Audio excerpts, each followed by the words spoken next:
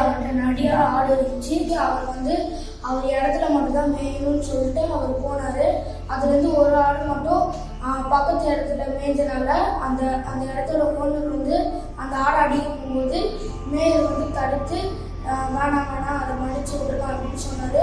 அது மாதிரி தான் நம்ம வாழ்க்கையிலும் இயேசுப்பா நம்ம தான் தப்பு போனால் இயேசுப்பா நம்ம மன்னிச்சுவாரு. தேவன் தம்மோட ஒரே பேரான குமாரனை விசுவாசிக்கிற எவனோ அவன் கெட்டு போகாமல் நித்திய ஜீவனை அடையும்படி தந்தருளி இவ்வளவாய் உலகத்தில் அன்பு கூர்ந்தார். ஜான் 3:16. தப்பு செஞ்சீங்கன்னா அதை செஞ்சுக்கிட்டே இருக்காதீங்க. இயேசுப்பாட்ட சொல்லி மன்னிச்சிருங்க, அதை திருப்பி பண்ணாதீங்க. அவரு நம்ம